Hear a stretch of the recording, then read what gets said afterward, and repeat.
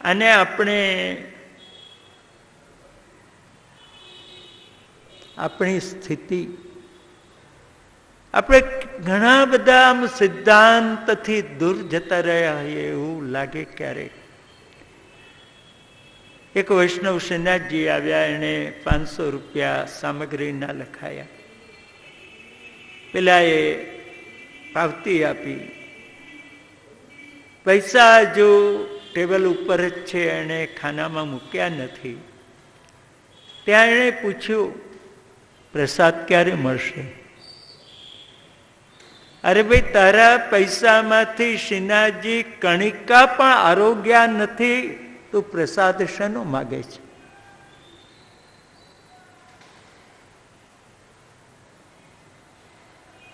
પ્રસાદ તો ભગવાન આરોગ્ય ત્યારે થાય ને. પૈસા તો જો આપણી આંખ સામે પડ્યા છે, આપણી સામે પડ્યા છે, એને ખાનામાં નથી મૂક્યા, ત્યાર પહેલા આપણે પ્રસાદ માગીએ.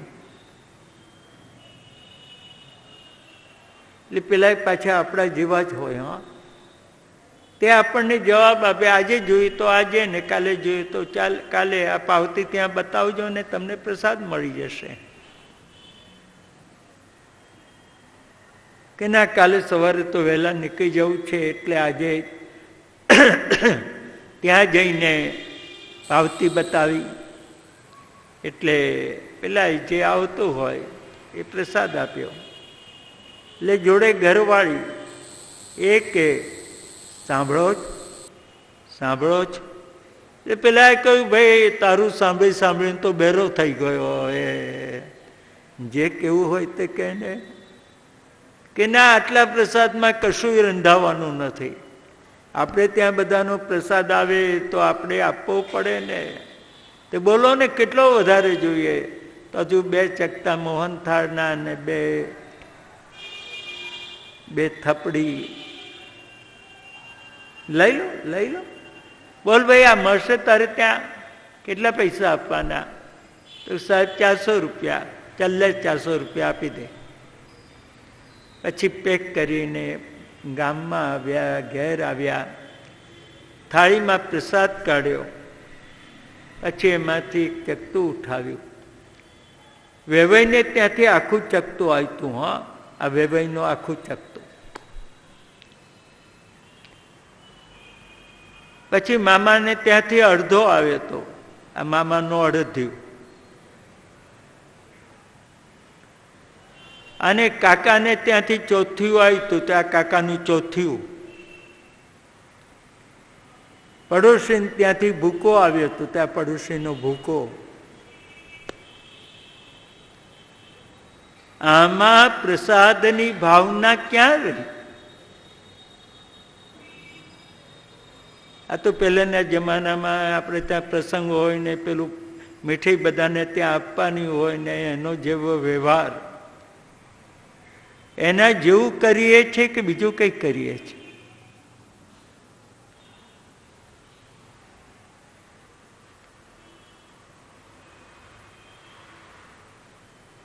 એટલે આપણે ભેટ ઠાકોરજીની સેવા માટે નથી કરતા, ભેટ પ્રસાદ માટે કરવા લાગ્યા. એટલે પછી ત્યાં આમાં આપણને શ્રીનાથજીમાં આટલી ભેટનો આટલો પ્રસાદ ને આટલી ભેટનો આટલો પ્રસાદ, આ બધું આપણને કબૂલ.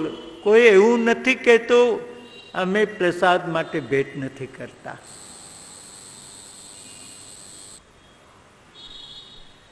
ભગવાન આરોગ્ય ના આરોગ્ય એની ચિંતા નહીં, આપણને પ્રસાદ મળવો જોઈએ.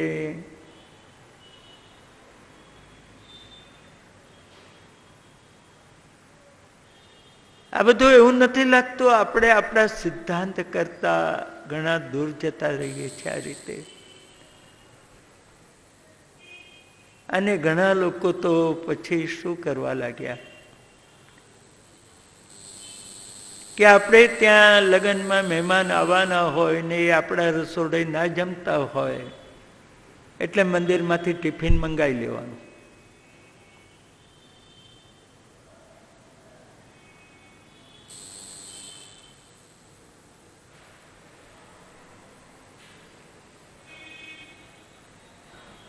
અરે ભાઈ, તમે કોઈ ભીતરિયાને બોલાવીને જુદી રસોઈ એમને માટે કરો. આજે તો ઘણા એવું કે અચ્છા કે હા, આપણે મંદિર સાથે બહુ સારો સંબંધ, હા, ક્યારે પણ મંદિરમાં જઈએ ને તો આપણે માટે તો પાતર થઈ જાય ને, આમ એવું નહીં. અને ત્યાં રસોઈ બહુ સારામાં સારી, હા, એટલે આપણી જોડે હોય એની વ્યવસ્થા થઈ જાય ને. આપણે મંદિરનું મફત નહીં ખાવાનું. આપણે વિચારીએ ને હોટલમાં જઈએ તો આટલા થાય, તો આપણે સમજીને ભેટ મૂકી દઈએ. હા, મંદિરની સામગ્રી અને કોની સાથે આપણે સરખાવી? હોટલની થાળી જોડે?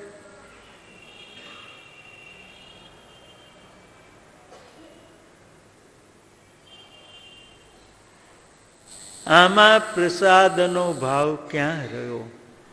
હું તો એ શોધી રહ્યો છું. આ બધામાં ક્યાંય જો પ્રસાદનો ભાવ દેખાય તો કરોડો પ્રણામ કરીએ.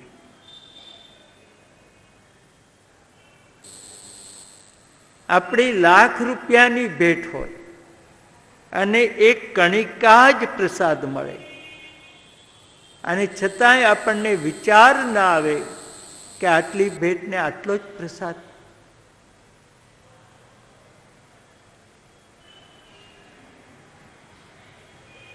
ત્યારે ભેટ એ સેવા માટે છે, ભેટ પ્રસાદ માટે છે જ નહીં. આ મંગાળની સેવામાં અમારું સમર્પણ, આ શૃંગારની સેવામાં, આ રાજભોગની સેવામાં, આ ઈંઢોળાની સેવામાં, પલ્લાની સેવામાં, આ અન્નકૂટની સેવામાં સેવા છે. ભેટ શબ્દ જ નથી આપણે ત્યાં, સેવા છે. અને સેવાનો બદલો હોય નહીં. સેવાનું ફળ સેવા જ.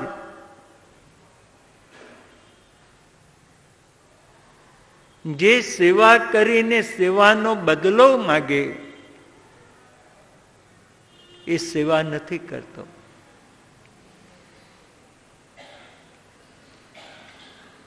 હા, મજૂરી હોય એનો બદલો માગે, પણ સેવાનો કોઈ બદલો ન હોય.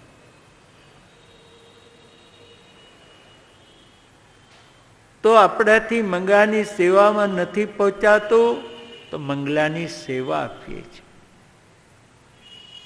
રાજભોગની સેવામાં નથી પહોંચાતું તો રાજભોગની સેવા આપીએ છીએ. અને પછી પ્રભુ પ્રસન્ન થઈ અને પ્રસાદ આપે.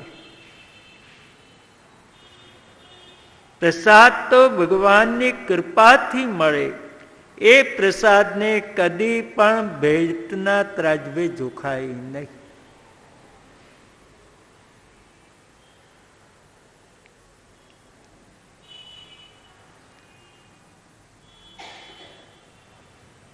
આપણે ત્યાં પ્રસંગ હોય, બધાનો ચાંદલો આવે, પણ એના બદલામાં જે કંઈ આપીએ એ તો આપણા સ્નેહનું પ્રતિનિધિ. એના ચાંદલાના ત્રાજવે જોખીને આપણે આપતા નથી. એ તો આપણો એક સ્નેહ છે, જેની સાથે બધાને મીઠાઈના પેકેટ્સ આપણે આપ્યા. તે વખતે એનો ચાંદલો કેટલો છે એ જોવાય નહીં.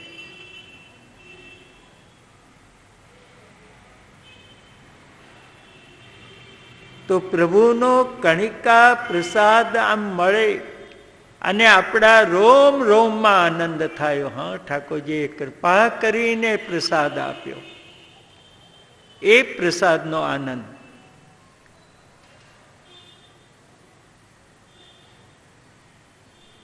બાકી તો આપણે માગીને લઈએ, ભેટના ત્રાજવે જોખીએ, કે આપણે ત્યાં મહેમાન આવવાના હોય ત્યારે એમને માટે મંદિરમાંથી આપણે ટિફિન મંગાવી દઈએ. એ પ્રસાદ નથી બનતો.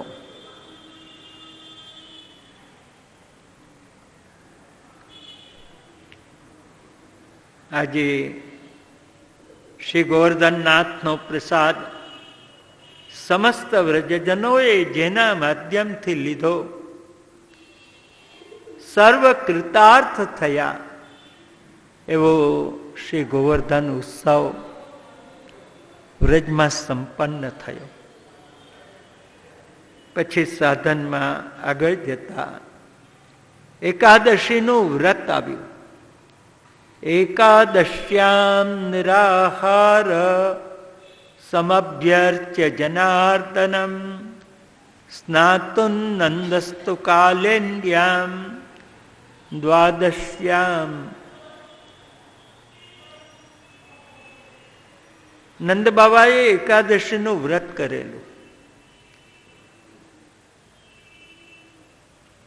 પણ આ શ્લોકમાં એવું નથી લખ્યું એકાદશ્યામ ફલાહારઃ.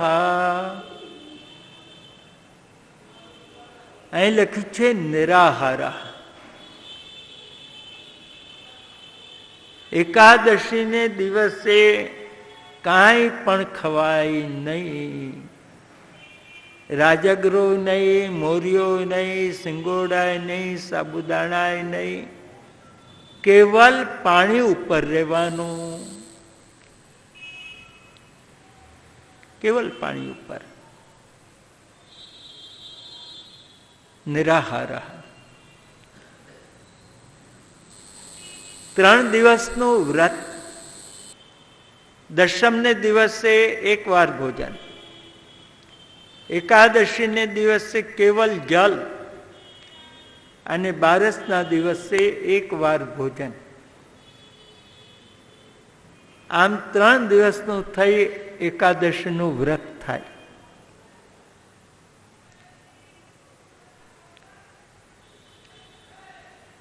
એક દિવસ અમેરિકામાં હતો, ઓહાયો ડેટનમાં, ને જેમને ત્યાં મુકામ હતો એમને ત્યાં કેટલાક આવ્યા હતા કથા સાંભળવા માટે રહેલા. સવારના હું મારો પાઠ સેવા પરવારી બહાર આવ્યો. બધા ચા નાસ્તો લેતા હતા. એમાં એક બેન બહુ જાણીતા મને કે ભાઈ, છોકરાઓ પૂછે છે કે 11 કેમ કરવાની, એની પાછળ વૈજ્ઞાનિક રીઝન શું? ખબર નહીં ઠાકોરજીએ કેમ એવો ઉત્તર અપાયો.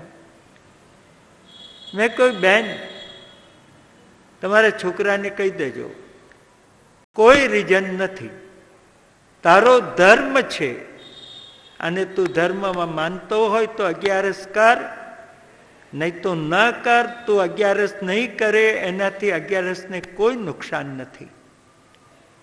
આજ સુધી કોઈ પણ મુસ્લિમના છોકરાએ એવું નથી પૂછ્યું કે નમાઝ કેમ પડવાની. એ ભણેલો હશે કે અભણ હશે, અને એણે એવું નથી પૂછ્યું કે નમાઝ કેમ પડવાની. કારણ કે જાણે છે કે મારો ધર્મ છે એટલે મારે એને પાળવાનો જ. એમ એકાદશી એ તારો ધર્મ છે, તારે પાળવો હોય તો પાળ, ન પાળવો હોય તો કોઈ વાંધો નથી. બેને આવા જવાબની આશા નહીં રાખેલી. એમને કદાચ થોડુંક ખરાબ પણ લાગ્યું હશે. પછી કહ્યું કે બેન, સનાતન ધર્મનો કોઈ પણ વિધિ એવો નથી કે જેની પાછળ વિજ્ઞાન ન હોય. આપણા શરીરમાં આપણે આંખને આરામ આપીએ છીએ, હાથ પગને આરામ આપીએ છીએ, આ બધાને આરામ આપીએ છીએ, પણ આપણે આપણા પેટને આરામ આપતા નથી.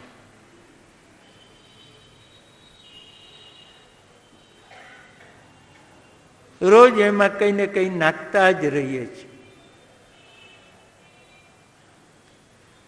તો વિજ્ઞાન એવું કહે છે, અઠવાડિયે 1 દિવસ કે 15 દિવસે 1 દિવસ પેટને આરામ આપો. અને આ વાતને આપણે ત્યાં ધર્મ સાથે જોડી કે એકાદશીનો ઉપવાસ કરો.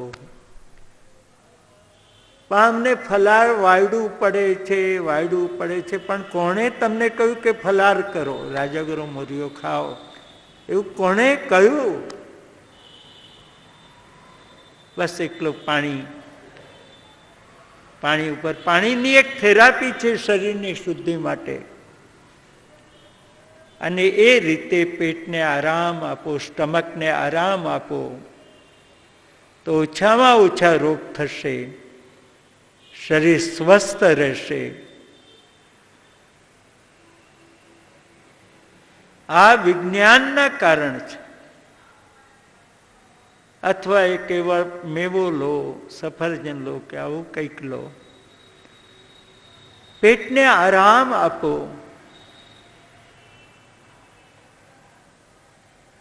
પણ આ વૈજ્ઞાનિક કારણ હું એવું માનું, છોકરાઓને કહેવાની કોઈ જરૂર નથી. પહેલા તો ધર્મમાં માનતો હોય તો 11 કર, અને ના માનતો હોય તો કરવાની કોઈ જરૂર નથી. જો આપણે આપણા છોકરાને દરેક વાતમાં વૈજ્ઞાનિક રીઝન બતાવતા જઈશું, આ ટેવ પાડીશું, આપણે ટેવ પાડીએ છીએ, એનું એક દિવસ પરિણામ એવું આવશે કે આપણને રડતા નહીં આવડે. એક દિવસ એવો આવશે કે છોકરો માને પૂછશે, તું મારી માં છું, એનું સર્ટિફિકેટ બતાય.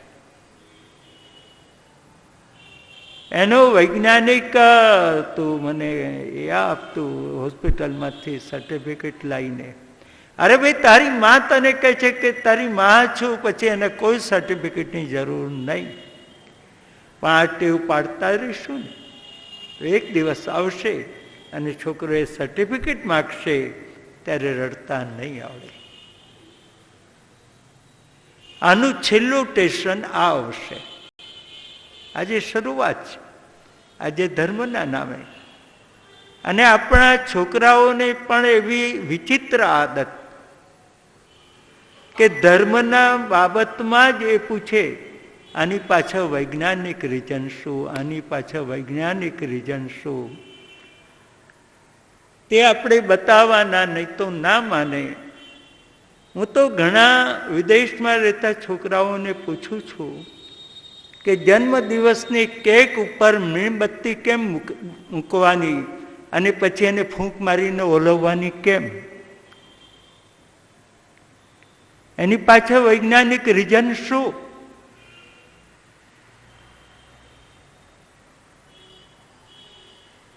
કોઈની પાસે જવાબ નથી. હા, એટલે એમને જે ગમે છે એમાં કોઈ કારણની જરૂર નથી. અને ધર્મ એમને ગમતો નથી માટે વૈજ્ઞાનિક રીઝન એમાં બતાવવાના. થોડો આપણે વિચાર કરીએ. અને આવતી પેઢીનો વિચાર આજના દિવસે નહીં કરીએ પછી કોઈ કરવાનું નથી.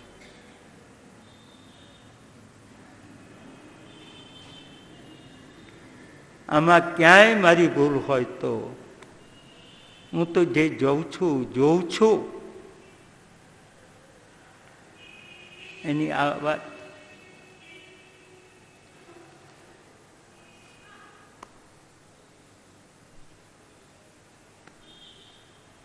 મને આમ વિચાર આવેલો કે મારે પરદેશ જવાની જરૂર છે.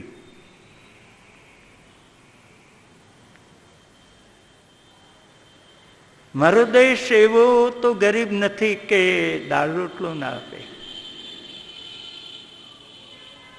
પ્રેમથી આપે છે, ખૂબ પ્રેમથી.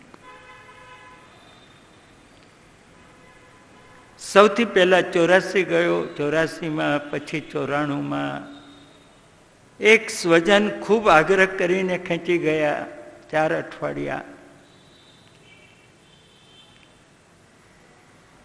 પછી બધા કે હવે અમારે ત્યાં, મેં કહું હવે આવતા વર્ષે.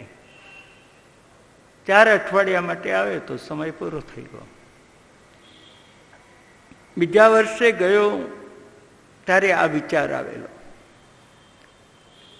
એટલે જેમને ત્યાં હતો, ડોક્ટર ફેમિલી હતું, નોર્થ કેરોલિનામાં હતો, ગ્રીનવિલેમાં. મેં કહ્યું બેન, આપણે અહીંના યુવાનોને મળીએ. ભલે કઈ રવિવાર સવારે બોલાવીએ બધાને. તે રવિવારે સવારે લગભગ 70-75 યુવાનો બધા આવેલા. મેં કહ્યું ભાઈ, મારે તમને કોઈ ઉપદેશ નથી આપવો, શિખામણ નથી આપી, કોઈ પ્રવચન લેક્ચર નથી આપવું. મારે તમારા હૃદયની વાત સાંભળવી છે. તમે આજ સુધી કોઈને ના કરી હોય એવી વાત સાંભળવી છે. ત્યારે એમાંથી મોટા ભાગના છોકરાઓએ એક સવાલ પૂછ્યો કે શાસ્ત્રીજી, આપણે ક્રિશ્ચિયન ન થઈએ તો નરકમાં જઈએ? એમનો સવાલ હતો. મને તો આમ જાણે કરંટ લાગ્યો હોય ને એવું, કે આપણા ઘરના છોકરાઓનો આ સવાલ કે ક્રિશ્ચિયન ન થઈએ તો નરકમાં જઈએ. મેં એમને પૂછ્યું, આવું તમને કોણે શીખવાડ્યું? તમારા મા બાપે? કે ના શાસ્ત્રીજી, અમે મા બાપ સાથે કોઈ ધર્મની વાત જ નથી કરતા.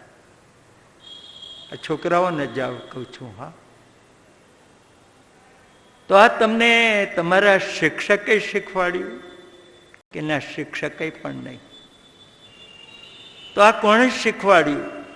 કે અમે જેની જોડે બેસીને ભણીએ છીએ, કો સ્ટુડન્ટ, એમણે અમને આ શીખવાડ્યું. એ ક્યાંથી શીખી આવ્યા? તો કે એ દર રવિવારે ચર્ચમાં જાય ને, ત્યાંથી શીખી આવ્યા. મેં કહું, હવે તો આપણા ચર્ચ પણ અહીં થયા છે. તમે દર રવિવારે નથી જતા? એટલે કે અમે તો શું, અમારા મા બાપે નથી જતા. એ તો વાર તહેવાર હોય ત્યારે મંદિરે જવાનું, દર રવિવારે જવાનું, એવું કઈ અમારા ઘરમાં રિવાજ નથી. હા, મંદિર બનાવવાનો બધાને ઉત્સાહ છે, પણ રોજ ઠાકોરજીની સામે જવા, સન્મુખ થવા કોઈની પાસે ટાઈમ નથી અહીં. આપણા ઘરના છોકરાઓના જજમેન્ટ છે બધા.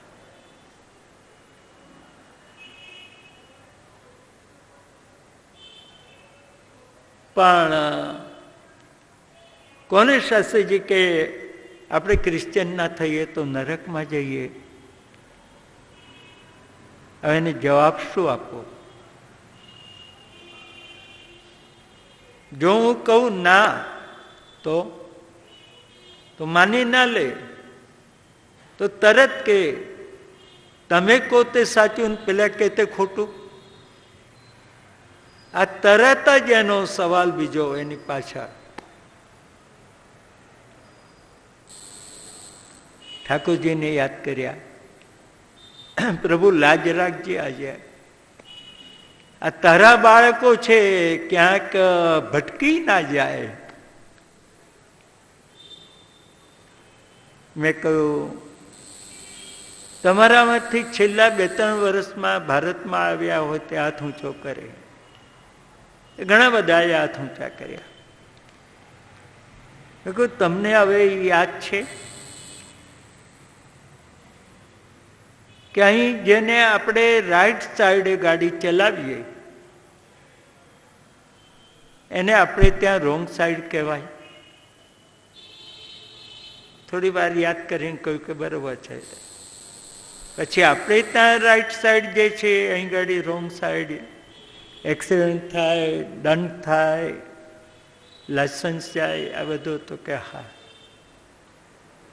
હવે તમે આ દેશમાં હજારો વર્ષ રહો, અહીંની સિટીઝનશીપ લો, છતાંય તમે ભારતીય મટી જાઓ ખરા? અહીંનો દેશ તો તમારા માટે એ જ લખશે, મૂળ ભારતીય, મૂળ ઇન્ડિયન. આજે પણ લખે છે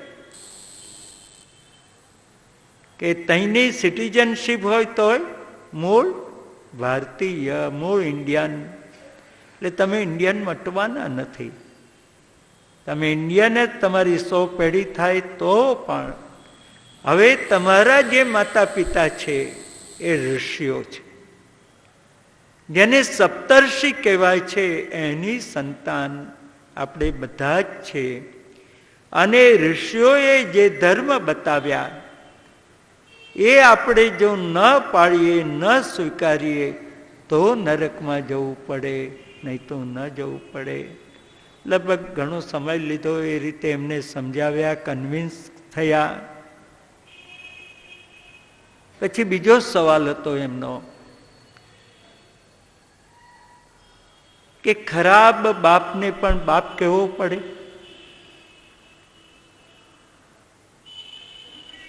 આ બીજો સવાલ હતો. હા, 60 જણાનો.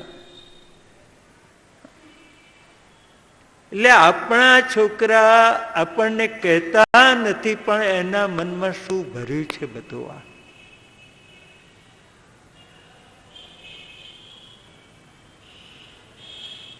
મેં એમને કહ્યું કે ભાઈ, તમારો બાપ તમને ઝેર પીવડાવે છે? તો કે ના. અગ્નિમાં નાખે છે? તો કે ના. તલવાર લઈને, પિસ્તોલ લઈને, ગન લઈને કોઈ દાડ તમને મારવા ઊભો થયો? તો કે ના. મેં કહું, આવો ખરાબ બાપ, એનું પણ કલ્યાણ દીકરો માગે. એનું નામ પ્રહલાદ. એને માટે ભગવાન આવે. તો તમારો બાપ તો આવો જુલમ નથી કરતો. કોઈને બાપ કહેવાય કે નહીં? હવે એમની જોડે લગભગ 3 કલાક આ રીતની ચર્ચા કરી. પછી મને કે તમે દર વર્ષે ના આવો? મેં કહું આવું, પણ એક જગ્યાએ ના આવું. આવું તો ઘણી જગ્યાએ હશે બધું. અને ત્યારથી લઈને લગભગ દર વર્ષે 1 મહિનો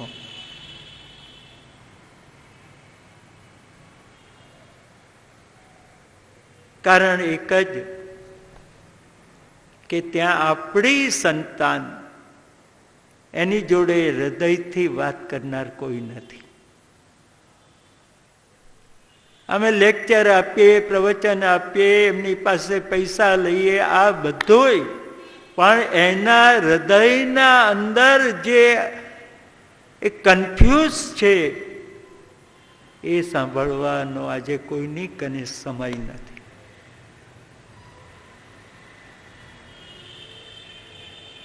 તો એનું ભવિષ્ય શું?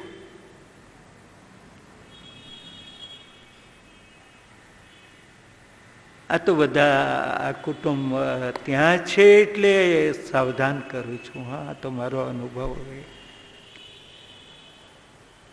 કે આ પેઢી જો નહીં વિચારે તો પછી આવતી પેઢીમાં કોણ કેટલું વિચારશે એ તો ભગવાન જાણે.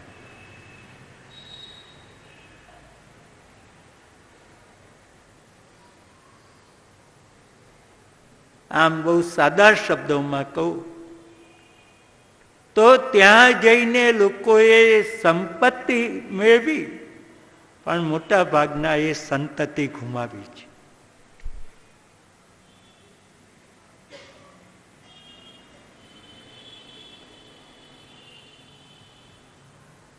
સંપત્તિ તો ભાગ્યમાં જ્યાં હશે ત્યાં મળશે, પણ જો સંતતિ ગુમાવીશું તો એ ખોટ કોઈ પૂરી કરી શકે એમ નથી.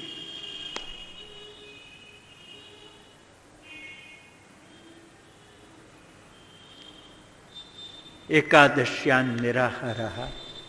એટલે વૈજ્ઞાનિક જવાબો આપણી પાસે છે દરેક વસ્તુના, પણ એની ટેવ પાડવા જેવી નથી.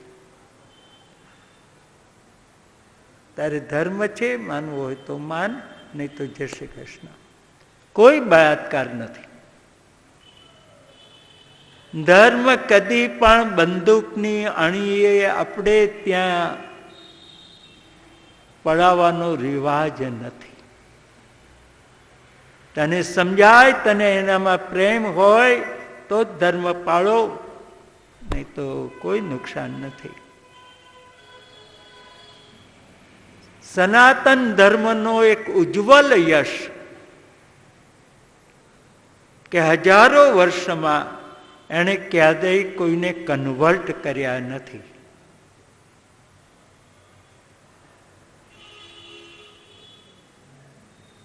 આપણે ત્યાં બીજા લોકોને આપણા ધર્મમાં કન્વર્ટ કરવા માટેનો આપણે કોઈ મિશન હાથમાં નથી લીધું. અને આવા ઉદાર ધર્મને બીજા સંકુચિત કે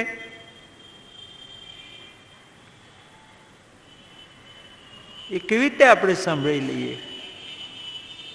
આપણે ત્યાં તાજ બીબી આવ્યા, અપનાવ્યા. અલી ખાન પઠાણ આવ્યા, એને અપનાવ્યા, પણ એનું નામ નથી બદલ્યું. હા, બીજા ધર્મમાં તો આપણે જઈએ ને અને ધર્મ સ્વીકારીએ એટલે પહેલા આપણું નામ બદલી નાખે. આપણું નામ જયેશ હોય તો એમાંથી જાફર કરી નાખે, કે જોસફ કરી નાખે. પણ આપણે ત્યાં અલી ખાન પઠાણનું નામ આનંદીલાલ નથી કર્યું. ચાંદ બીબી એનું નામ ચંદ્રિકાબેન નથી કર્યું. એના એ જ નામથી આપણે સ્વીકાર્યા છે. આ એક ધર્મની ઉદારતા છે. હા, જે ઉદારતા એમની પાસે નથી. અને એ લોકો આપણા સનાતન ધર્મને, હિન્દુ ધર્મને સંકુચિત કે અને આપણે કબૂલ કરી લઈએ. બીજી વાત, આપણા દેશમાં જ્યારે દેશી રજવાડા હતા, આપણી સત્તા હતી, પણ આપણા કોઈ મંદિરની બાજુમાં મસ્જિદ હશે, આપણે તોડી નથી. જે વખતે આપણું જ રાજ હતું, કોઈ પૂછનાર નહોતું, આપણી જ સત્તા હતી, છતાં પણ એનું ધર્મસ્થાન છે ને, શું કામ તોડવું? આ ઉદારતા બતાવનાર આપણો ધર્મ અને આપણા ઘણા બધા ધર્મસ્થાનો એમણે તોડી નાખ્યા. આજે પણ મિશનરી આપણે ત્યાં આવી આપણા લોકોને કન્વર્ટ કરે છે, ધર્મ પરિવર્તન કરે છે. અને ખાસ તો દક્ષિણ કેરળમાં. એકવાર હું કેરળમાં ગયો એટલે કેટલાક લોકો મળવા આવ્યા કે આ મિશનરી અહીં આવે છે, અમને સમજાવે છે. એક ડોલમાં કે ટબમાં પાણી ભરાવે છે, પછી એમાં રામની મૂર્તિ, કૃષ્ણની મૂર્તિ, શિવલિંગ આ બધું મૂકે, અમારી પાસે મુકાવે, અને છેલ્લે જીસસ ક્રાઇસ્ટનો ક્રોસ મુકાવે. તો આ બધી મૂર્તિઓ ડૂબી જાય. અને ક્રાઇસ્ટનો ક્રોસ એ લાકડાનો હોય એટલે તરે. એટલે કે અમને, જો તમારા ભગવાન તો ડૂબી જાય છે, એ શું ઉદ્ધાર કરે? આ જીસસ ક્રાઇસ્ટ એનો ક્રોસ તરે છે, એ જ તમારો ઉદ્ધાર કરે.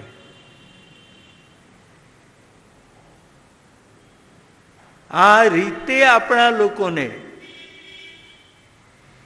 મિશન, મેં કહ્યું તમે હવે આવે ને ત્યારે એમને કહેજો શું કે અમે તો આમાં ડૂબેલા છે, અમને બહાર કાઢવાના છે.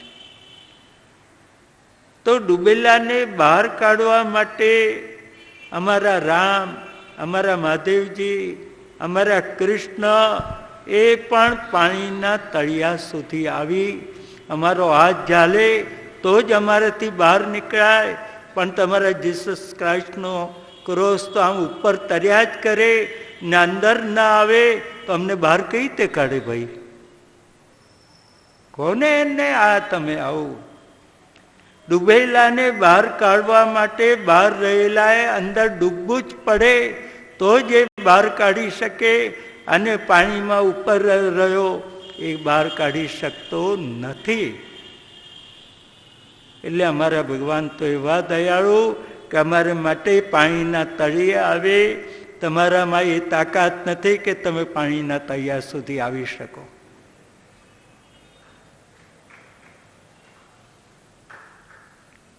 આવું એક સ્વાભિમાન આપણામાં કેમ ન હોય?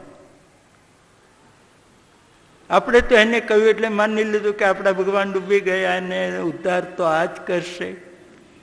પણ ગામના જે ભણેલા નથી એની પાસે જઈને આ રોજનું આ ચાલે છે.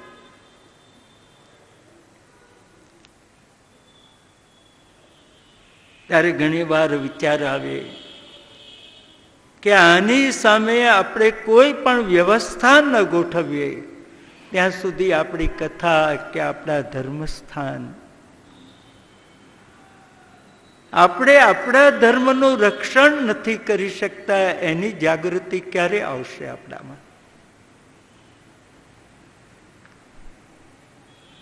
આપણે ત્યાં પૈસાની ખોટ નથી, એજ્યુકેશનની ખોટ નથી, કામ કરનારની ખોટ નથી. દુનિયામાં સારામાં સારી આઈક્યુ કોઈની પાસે છે તો ભારતીય પાસે છે.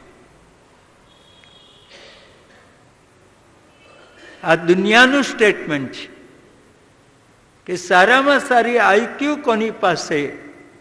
તો ભારતીયો પાસે છે, એવી બીજા પાસે નથી. અને છતાંય આપણે પછાત, છતાંય દુનિયાના મુઠ્ઠીભર લોકો આપણને દબાવે.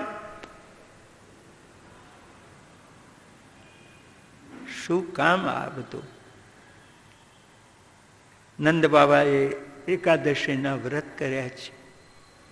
એની પાછળ વૈજ્ઞાનિક કારણ અને છતાંય ધાર્મિક ભાવ તો એટલો જ કે આ દેવોની જન્મતિથિ છે. એ દિવસે તો 11 કરવી જ પડે, ઉપોષણ કરવું જ પડે. અને કલયુગમાં બીજા વ્રત ઉપવાસ કરો ન કરો, પણ માનવ માત્રે વૈષ્ણવ પંચક વ્રત તો કરવું જ પડે, એવું શ્રી મહાપ્રભુજી કહે છે. વૈષ્ણવ પંચક વ્રત એટલે 4 એકાદશીના ઉપવાસ. રામ જયંતિ, નૃસિંહ જયંતિ, વામન જયંતિ અને કૃષ્ણ જયંતિ, આના ઉપવાસ. અને વર્ષભરની એકાદશીના ઉપવાસ, આનું નામ વૈષ્ણવ પંચક વ્રત. એ દરેકે કરવાનું, દરેકને માટે. તો નંદ બાબાએ એકાદશીના વ્રત કરેલા. મધ્યરાત્રિ થઈ, ત્યાં એમને એવો આભાસ થયો કે બ્રાહ્મ મુહૂર્ત થયું. એટલે સ્નાન કરવા ગયા.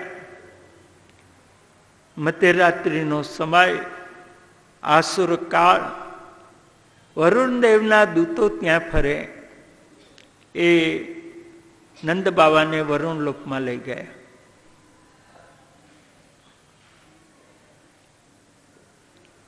સવાર થયું, નંદ બાબા આવ્યા નહીં, મળ્યા નહીં. બધા શોધીને થાક્યા, છતાંય ન જડ્યા. આવીને કૃષ્ણને કહ્યું, તમારા પિતાજી મળતા નથી, રાતના ગયા છે, અમે શોધીને થાકી ગયા. ભગવાન કે હમણાં મારા પિતાજીને લઈ આવો. એ કંઈ નાનું બાળક છે તે ખોવાઈ જાય. આવ્યા વરુણ લોકમાં. એટલે વરુણ દૈવે સ્વાગત કર્યા, સિંહાસન પર બિરાજાવ્યા, પૂજન અર્ચન નિરાજન કર્યા, ચરણમાં પ્રણામ કરીને પ્રાર્થના કરે. અજાનતા મામકેન અકાર્ય વેદિના, એક મારો મૂર્ખ સેવક, એ અજાણતા આપના પિતાજીને અહીં લઈ આવ્યો. આ મારો અપરાધ, આપ ક્ષમા કરો. અને ગોવિંદ, આપના પિતાને આપ પધરાવી જાઓ. ભગવાન નંદ બાવાને લઈને આવ્યા. નંદ બાવા કહેવા લાગ્યા, અરે ભાઈ મારો લાલો એ તો ભગવાન હો. આ મોટા વરુણદેવ એના પગમાં પડે, પ્રાર્થના કરે, એના પૂજન કરે. મારો કૃષ્ણ ભગવાન, મારો લાલો ભગવાન, મારો લાલો ભગવાન. વ્રજજનો કે નંદ બાવા તમે કહો છો તમારો લાલો ભગવાન, અમે કહીએ છીએ, જગત કહે છે. હવે કૃષ્ણ ભગવાન હોય તો એના વૈકુંઠનું દર્શન ના કરાવે? ભગવાન કે નહીં. કેમ? ચાલો જેને વૈકુંઠના દર્શન કરવા હોય તે બધા આંખો મીચીને ઉભા રહો. તે ઘેર હતા ને એને બોલાવી લાવ્યા. ચાલ ત્યાં વૈકુંઠમાં લઈ જાય, ચાલ. અને તે મફતમાં લઈ જાય હો. અને મફતમાં જવા મળતું હોય તો કોણ તૈયાર ના થાય? બધા આવીને ઉભા રહ્યા. આંખ બંધ હતી, ખોલી. દર્શયામાસ ગોપાનામ સ્વન લોકન તમસ પરમ. ભગવાને પોતાનો રજોગુણ તમોગુણથી પર આનંદમય પોતાનું વ્યાપી વૈકુંઠ એના દર્શન કરાવ્યા. જ્યાં આનંદ સિવાય બીજું કાંઈ નહીં. અપૂર્વ શોભા. એટલે એક જણ કે અહીં જોવા જેવું, બીજા કંઈક અહીં જોવા જેવું, ત્રીજા કંઈક અહીં. દોડા દોડ, બોમા બોમ.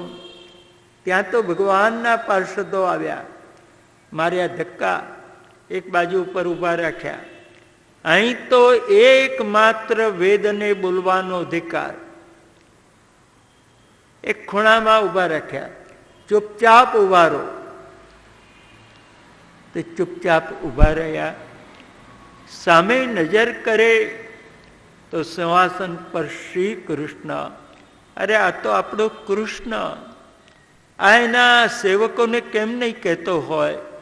આ બધા મારા સગાવાલા છે, જેને જ્યાં હરવું ફરવું હોય ત્યાં હરવા ફરવા દો. પણ એમને ખબર નહીં ને, વૈકુંઠમાં કોઈ સગુય નથી ને વાલુય નથી.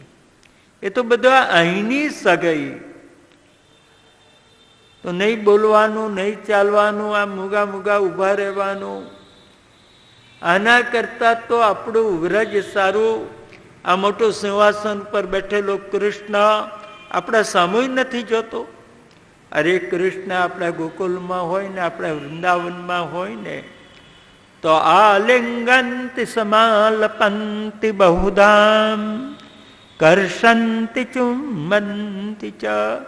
એ કૃષ્ણને નચાવીએ, એ કૃષ્ણને ફૂંદડી ફેરવીએ, એ કૃષ્ણને ગળે લગાવીએ અને એ કૃષ્ણને ચૂમી લઈએ.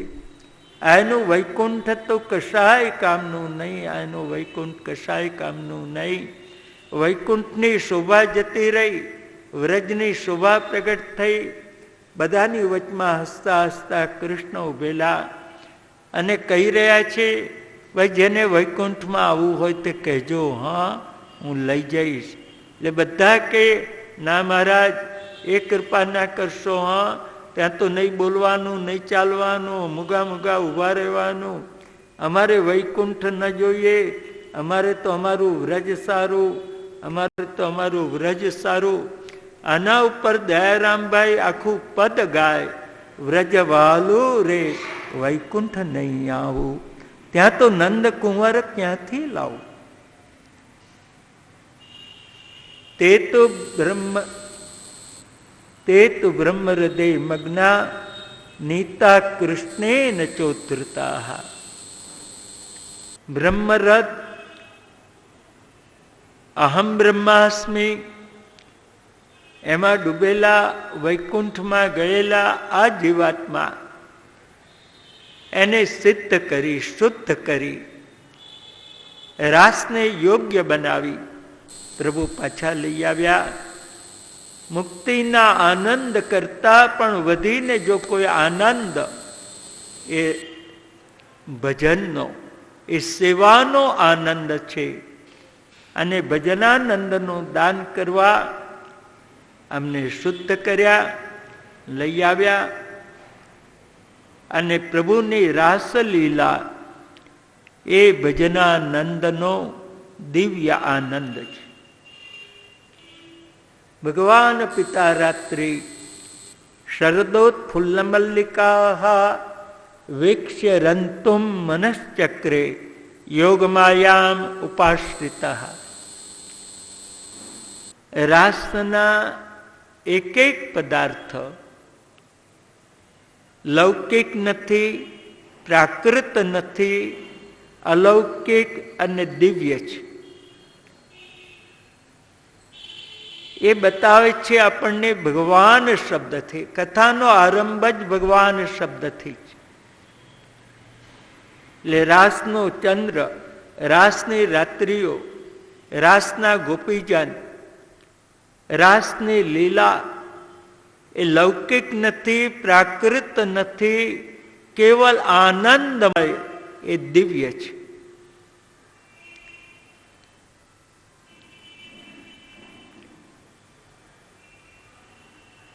થોડુંક સમજીશું, કંટાળો આવે તોય સમજીશું, ઊંઘ આવે તોય વિચારીશું. હા, જે ભાગ્યશાળી હોય ને એને જ કથામાં ઊંઘ આવે. હા, બીજાને ના આવે. એટલે એની ચિંતા ના કરવી આપણે. બહુ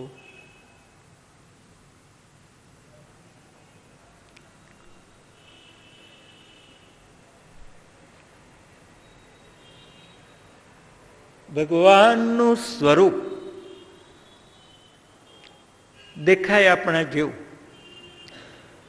પણ આપણા જેવું નથી. આપણા જેવું દેખાય એટલે હાથ, પગ, નાક, કાન, આંખ, આ બધું આપણા જેવું જ.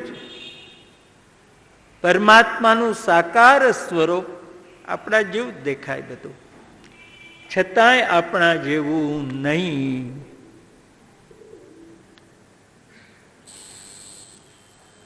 ભગવાનનું સ્વરૂપ કેવું છે? આનંદ માત્ર કરપાદ મુખોદરાદી. એના હાથ પણ આનંદના બનેલા, ચરણ પણ આનંદનું બનેલું, એનું ઉદાર, એનું મુખારવિંદ, એના એક એક અંગ આપણા જેવા પાંચભૌતિક નહીં, આનંદના બનેલા. આપણું શરીર કેવું છે? પાંચભૌતિક, પંચમહાભૂતનું બનેલું છે આપણું. એટલે આપણા શરીરમાં 50% માટી છે, પૃથ્વી છે. બાકીના 50%માં જલ, તેજ, વાયુ અને આકાશ છે.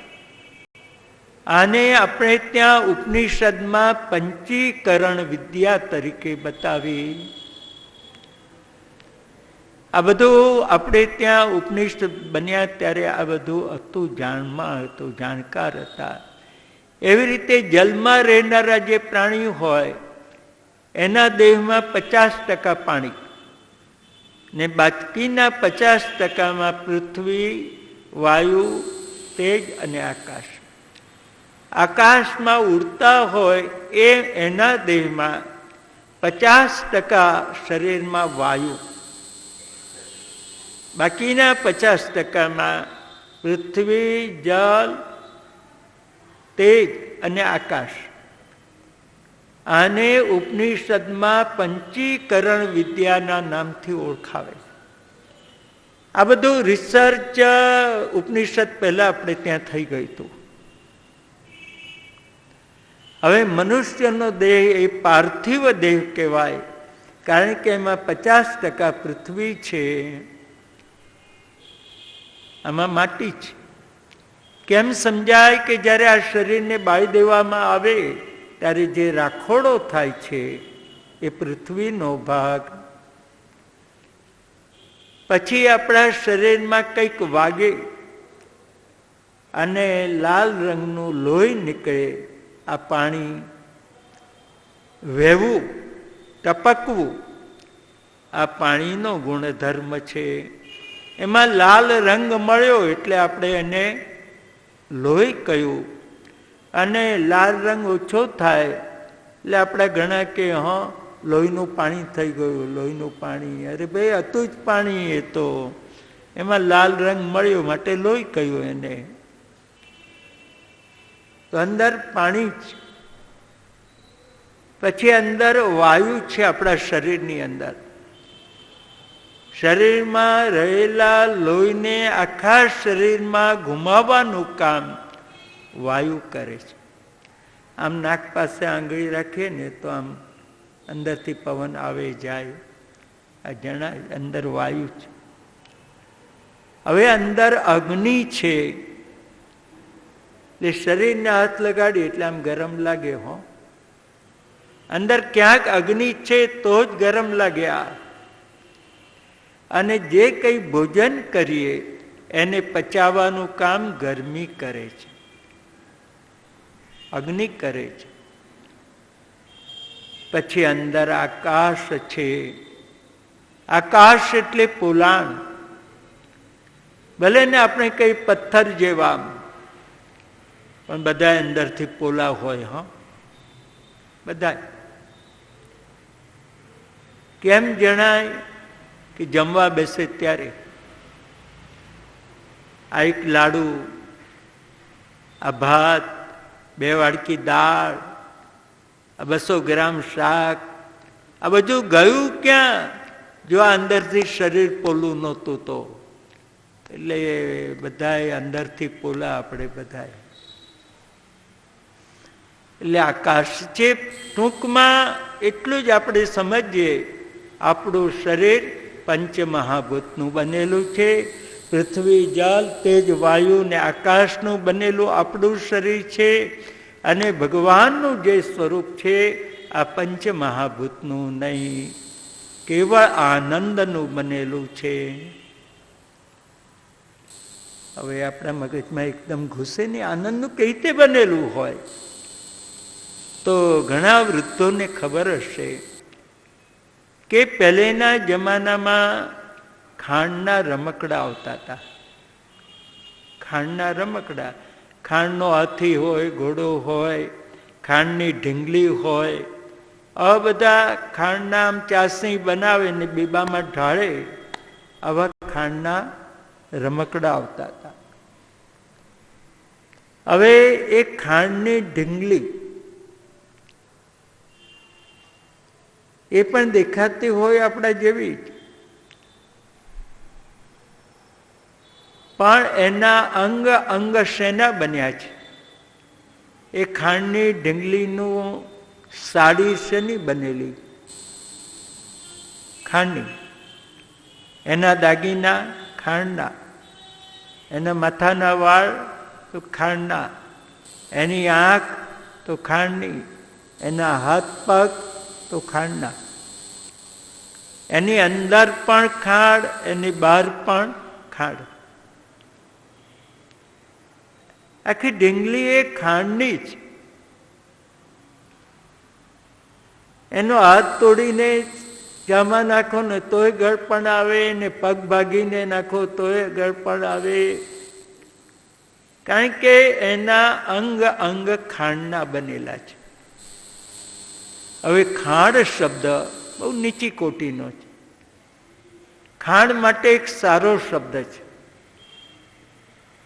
એનું નામ રસ. ખાંડ માટે સારો શબ્દ રસ. તો આ ઢીંગલી શેની બનેલી છે? રસની. એના હાથ પગ તો રસના, એની આંખો તો રસની, એના વાળ તો પણ રસના. હવે રસ શબ્દ કરતા એક ઉત્તમ શબ્દ આનંદ. તો આ ઢીંગલી શેની બનેલી? આનંદની. એમ ભગવાનનું સ્વરૂપ આનંદ છે, આનંદમય છે, આનંદ સ્વરૂપ છે. એના ચરણમાંથી આનંદ મળે, એના હાથમાંથી આનંદ મળે, એના મસ્તકમાંથી, એની દૃષ્ટિમાંથી, અરે એના પ્રસાદ અને એના જારીના જલમાંથી પણ આનંદ મળે. એ આનંદમય છે.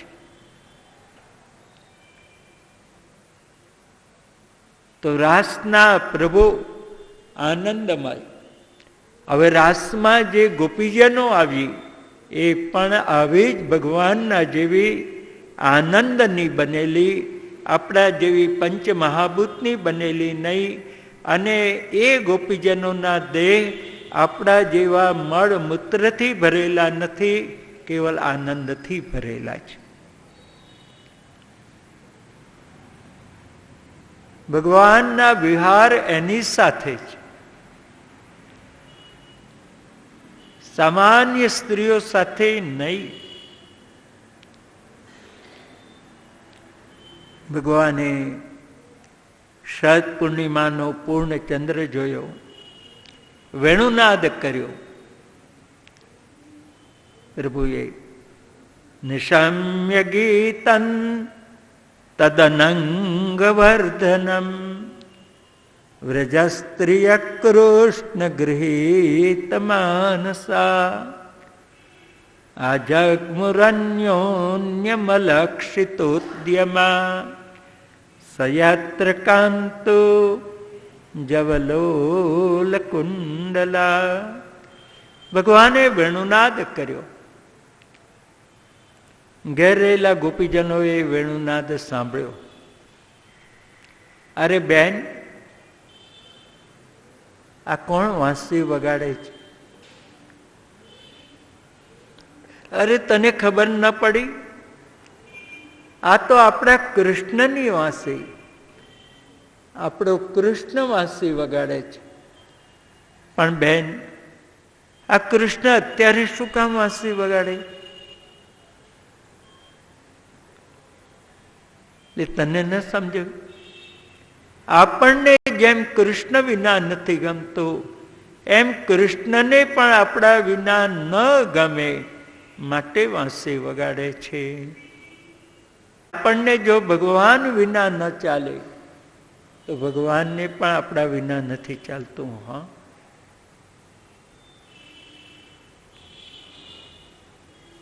એટલે નવરા બેઠા બેઠા બીજું કંઈ ન કરીએ તો કદાચ એનું સ્મરણ કરતા રહીએ તોય ભગવાન આપણને યાદ કરે. હો, પણ આપણને નવરા બેઠા બીજું બધું યાદ આવે પણ ભગવાન યાદ ના આવે. હા, આ એક મુશ્કેલી છે. નહીં તો નવરા બેઠા બેઠા આપણું મન કેમ ન બોલે? કૃષ્ણ ગોવિંદ ગોવિંદ ગોપાલા, કૃષ્ણ ગોવિંદ ગોવિંદ ગોપાલા, કૃષ્ણ ગોવિંદ ગોવિંદ ગોપાલા. ભજ મુરલી મનોહર નંદલાલા, ભજ મુરલી મનોહર નંદલાલા, કૃષ્ણ ગોવિંદ ગોવિંદ ગોપાલા, કૃષ્ણ ગોવિંદ ગોવિંદ ગોપાલા. આ તમે બધા જ માન્યું નહીં અને આ 7 દિવસના ઉપવાસ કરીને કથામાં બેઠા નકોડા. હો, એટલે પછી તો હવે અવાજ ના નીકળે. હા, તમારો દોષ નહીં. પહેલે દાડે કોઈ બધા ખાજો ને સંતોષ ના થાય તો ડબ્બો લઈને આવજો કથામાં. પણ હવે કૃષ્ણ ગોવિંદ ગોવિંદ ગોપાલા, કૃષ્ણ ગોવિંદ ગોવિંદ ગોપાલા, ભજ મુરલી મનોહર નંદલાલા. બસ નવરા બેઠા બેઠા આપણું હૃદય આવું બોલે તો ભગવાનને આપણા વિના નહીં ચાલે. હો, આપણને ભગવાન વિના ચાલે તો ભગવાનને આપણા વિના ચાલે. ચેતન ધાવન વૈષ્ણવ મહાપ્રભુજીના સેવક અને મહાપ્રભુજીએ એમને સેવા પધરાવી આપી. એનું નામ શ્રી નવનીત પ્રિયાજી, જે આજે નાથદ્વારામાં શ્રીનાથજીની બાજુના મંદિરમાં બિરાજે છે. જીવનભર સેવા કરી એમણે. પછી અવસ્થા થઈ, શરીર દુર્બળ થયું, પ્રભુને શ્રમ પડવા લાગ્યો. એટલે ગજનદાવન ઠાકોરજી લઈને આવ્યા મહાપ્રભુજીને ત્યાં અડેલમાં, આપના ઠાકોરજી. અને અમારે ત્યાં હવે શ્રમ પડે છે, આપને ત્યાં પધરાવા આવ્યો. ભલે ઠાકોરજી અહીં બિરાજે, અને તમારે પણ બીજે જવાનું નથી, અહીં જ રહેવાનું છે. ત્યાં રાખ્યા. એક દિવસ ઠાકોરજીને રાજભોગ આવવાની તૈયારી, ઘરમાં પાન નહીં. એટલે ગજનને કહ્યું, ગજાન જરા બજારમાંથી 50 પાન લઈ આવો ને. હવે ના પડાય નહીં. નીકળ્યા. 10 ડગલા ગયા. એના હૃદયમાં વિચાર આવ્યો, મારે ભગવાનને છોડીને જવાનું? હું ભગવાન વિના રહી કેવી રીતે શકું? એને ચક્કર આવ્યા, બેભાન થઈને પડ્યો. આ બાજુ શ્રી વલ્લભ નવનીત પ્રિયાજીને ભોગનો થાળ આમ ધરે. નવનીત પ્રિયાજીએ લાત મારી, થાળ ફેંકી દીધો. કેમ નથી ખાવું? પણ કઈ કારણ નથી ખાવું. બીજો થાળ લઈ આવો. બીજો લાવશો તોય ફેંકી દઈશ. કોઈ દિવસ નહીં ને આજે ઠાકોરજીનો આ ગુસ્સો. પણ કોઈ કારણ આરોગવું તો પડે. આવો ગુસ્સો ન કરાય. કેમ નથી આરોગવું? કોઈ વાત નહીં. પેલા મારા ગજનને બોલાવો, પછી બીજી વાત. જો ગજન દાવન ઠાકોરજી વિના 10 પગલા પણ રહી શકતો નથી, દૂર એને મૂર્છા આવે તો એના વિના ઠાકોરજી પણ આરોગતા નથી. તો અર્થ શું? કે આપણને જો ભગવાન વિના ચાલે તો ભગવાનને આપણા વિના ચાલે. એ કઈ આપણા વિના કાચું નથી ખાતો. હો. અને જે દિવસે આપણને ભગવાન વિના નહીં ચાલે તો ભગવાનને પણ આપણા વિના નહીં ચાલે. તેથી આપણને બોલાવે. હવે ભગવાન બોલાવે પછી કઈ બીજા કામ કરવાના હોય. જે કામ કરતા હતા તે પડતા મૂક્યા. ગોપીજનો દોડ્યા કૃષ્ણ પ્રત્યે. કોઈ દૂધ દોતા હતા, એ દોડ્યા. કોઈ દૂધ ગરમ મૂકેલું તે ઉતારવા ન રહ્યા. કોઈ શીરો શેકતા, એ દોડ્યા. કોઈ રસોઈ પીરસતા દોડ્યા. કોઈ ભોજન કરાવતા દોડ્યા. કોઈ ભોજન કરતા દોડ્યા. કોઈ એક આંખમાં કાજળ આંજેલું, બીજામાં નહીં ને એ દોડ્યા. ઉલટા સુલટી વસ્ત્રો પહેરી લે છે. નીકળ્યા. એમાં જે ગોપીજનોના હૃદયમાં વિશુદ્ધ પ્રેમ નહીં, પણ વાસના સાથેનો પ્રેમ, એ ગોપીજનોને એમના પતિ, પુત્ર, પિતા, સંતાન એમણે ઘરમાં પૂરી દીધા. એને એક નામ આપ્યું, અંતર્ગ્રહગતા કાશ્ચિત. અંતર્ગ્રહગતા ગોપીજનો. પણ જે ગોપીજન પગે ચાલતા કૃષ્ણની પાસે પહોંચ્યા, એના પેલા ઘરમાં પુરાયેલા ગોપીજનો ભગવાનની પાસે પહોંચી ગયા.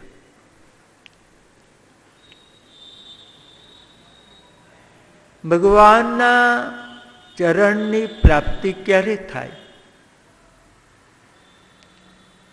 આ એક વિચાર આ પ્રસંગમાં શ્રી વલ્લભાધીશ આપે છે. પાપ અને પુણ્ય બંને સમાપ્ત થઈ જાય, ભોગવવા માટે રહે નહીં, ત્યારે પ્રભુના ચરણ મળે છે. પુણ્ય હોય તોય ભોગવવા જન્મવું પડે, પાપ હોય તોય ભોગવવા જન્મવું પડે, અને પાપ અને પુણ્ય કશું ન રહે ભોગવવાનું, ત્યારે પ્રભુનું ધામ, પ્રભુના ચરણ એ મળે છે.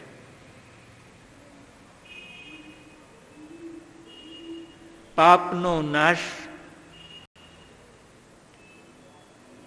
દુઃખના અનુભવથી થાય છે. પુણ્યનો નાશ સુખના અનુભવથી થાય છે.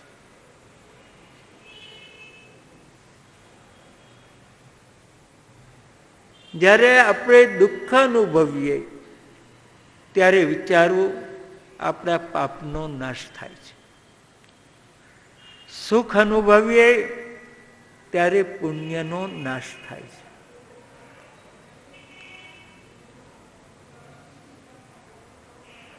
હવે સુખ અને દુઃખ આ ભોગવવાનું સાધન આ શરીર છે.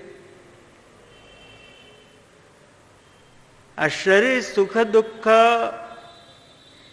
ભોગવવા માટેનું સાધન. જ્યારે પાપ પણ ન રહે, પુણ્ય પણ ન રહે, સુખ દુઃખ પણ ન રહે, એટલે એનો બીજો જન્મ નથી રહેતો. આ છેલ્લો જન્મ. પછી હવે એને નવા શરીરની કોઈ જરૂર નથી.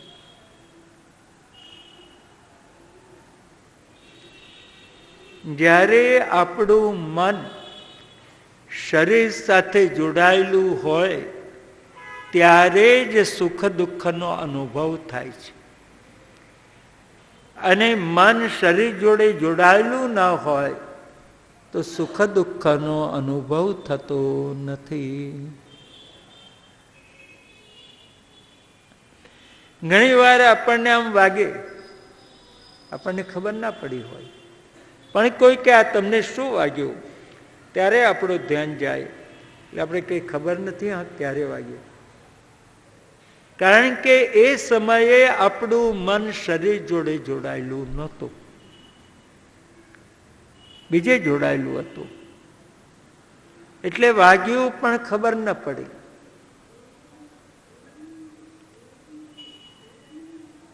એવું વાંચેલું આ કલિયુગના છેલ્લા યોગી, ઘણા એનું નામ સાંભળ્યું હશે, રમણ મહર્ષિ.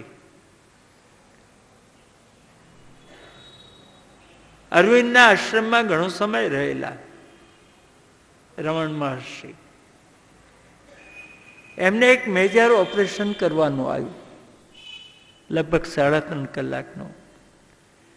પણ આણે કહ્યું હું ક્લોરોફોર્મ લઈશ નહીં, એનેસ્થેસિયા નહીં લઉં, તમારે કરવું હોય તો કરો.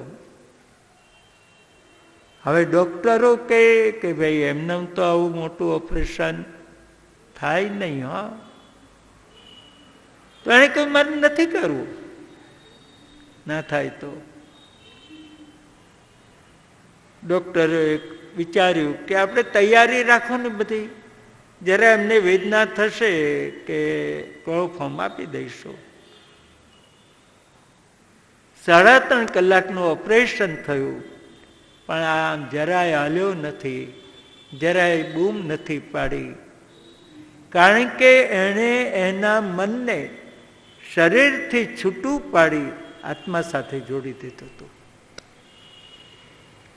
શરીર સાથે મન જોડાયેલું હોય તો જ વેદના ને, નહીં તો વેદના જ નથી.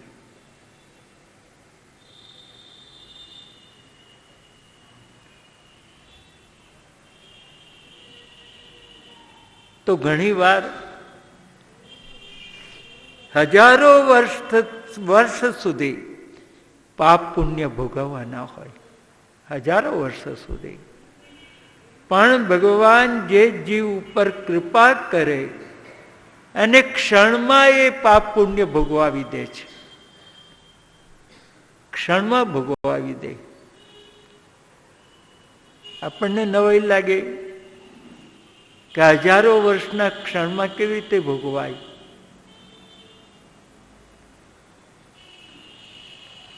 પણ ભગવાન ભોગવાવી દે ક્ષણમાં.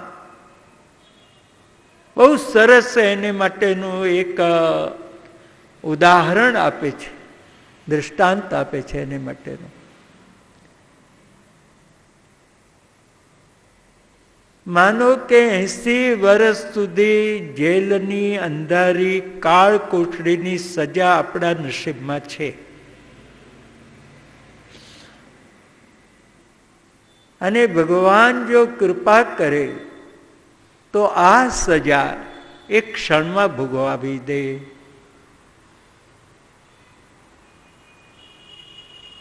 આપણા મગજમાં બહુ બેસે જ નહીં આમ કે કેવી રીતે બને આ બધું, સંભવ કેવી રીતે. પણ માનો આપણને સ્વપ્નો આવ્યું, સ્વપ્નમાં રાજાના સિપાહીઓ આપણને પકડી ગયા, આપણને 80 વર્ષની આવી અંધારી કોટડીની સજા થઈ, એ આપણે ભોગવી. તો એ સ્વપ્ન 80 વર્ષનું ખરું? નહીં. સ્વપ્ન તો થોડીક ક્ષણોનું, પણ એ થોડી ક્ષણોમાં આપણે 80 વર્ષની યાતના ભોગવી ખરી? બસ ભગવાન જે જીવ ઉપર કૃપા કરે એને આ રીતે ભોગવાવી દે છે, એને આ રીતે કર્મ બંધનમાંથી એને મુક્ત કરે છે. તો ભગવાન બોલાવે છે, આપણાથી જવાતું નથી. આ તીવ્ર વેદના એમણે હૃદયમાં એવી અનુભવી કે જાણે હજારો વર્ષની નરકની યાતના ભોગવતા હોય એ રીતે ભોગવી. એટલે એમના પાપ નાશ પામી ગયા. પછી ધ્યાનમાં કૃષ્ણ મળ્યા, અને એ કૃષ્ણ મળ્યાનો જે આનંદ થયો એમને કે જાણે હજારો વર્ષના સ્વર્ગના સુખ એ અનુભવે, એવો સુખ અનુભવ્યો એમણે. આ તો છે ને તે ગુસાઈજીની પાસે 2 કબૂતર આવેલા, હા, બ્રહ્મ સંબંધ લેવા. એ ભગવદીય કબૂતર આજે કથામાં આવ્યા. હો, તો કેવા ભાગશાળી તમે બધા. 2 જ આવ્યા, હા, બીજા ને ત્રીજું આવ્યું, પણ 2 જતા રહ્યા. શ્રી ગોવર્ધન નાથ કી જય.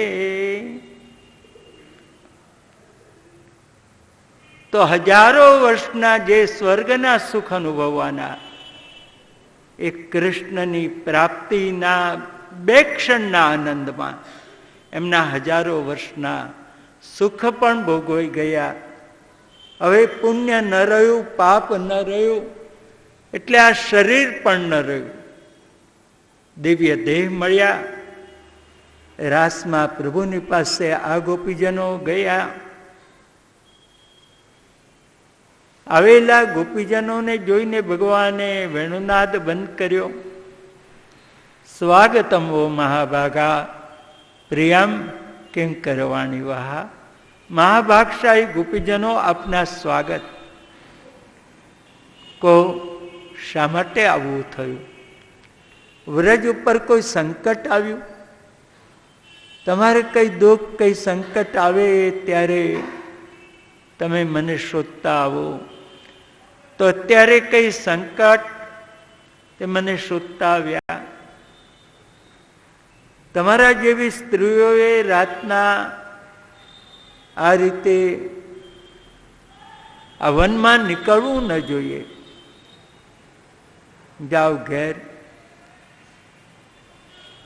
તમારા માતા પિતા, તમારા સંતાન તમને ઘરમાં નહીં જુએ તો ક્યાં શોધશે? તમે જો એવું કહો અમે તમારો વેણુનાથ સાંભળીને આવી, તો વેણુનાથ તમને બોલાવવા માટે નથી કર્યો. સુંદર વન જોયું, પૂર્ણચંદ્ર જોયો, ખીલેલા પુષ્પ, એના ઉપર ભ્રમરના ગુંજાન અને યમુના જલનો કલકલ ધ્વનિ, આમ પ્રવાહનો. મનમાં થયું આવા અવસરે વેણુનાથ કરીએ તો અતિ આનંદ આવે, માટે વેણુનાથ કર્યો, નહીં કે તમને અહીં બોલાવવા માટે. જો તમે એવું કહો અમે તમારા દર્શન કરવા આવી, તો આવું ઊભો, મારા દર્શન કરો. ઘેર જાઓ, ઘેર જઈને તમારા પતિની સેવા કરો. કદાચ તમે એવું પણ કહો અમારો પતિ સારો નથી, તો બધાનો સારો હોય એવું પણ નહીં. દરેકને બે પતિ હોય. એક અલૌકિક પતિ ભગવાન, એ જગતમાં બધાનો પતિ, જળ ચેતન પશુ પક્ષી, આ બધાનો જો એકમાત્ર કોઈ પતિ હોય તો ભગવાન છે. પછી લૌકિક પતિ એ પુરુષ, એ કેવળ સ્ત્રીઓ સિવાય કોઈનો પતિ થઈ શકતો નથી. અને એવો લૌકિક પતિ કદાચ 6 દોષથી ભરેલો હોય. અલૌકિક પતિ ભગવાન 6 ગુણથી ભરેલા છે. ઐશ્વર્ય, વીર્ય, યશ, શ્રી, જ્ઞાન, વૈરાગ્ય. અને લૌકિક પતિ એનામાં 6 દોષ હોય.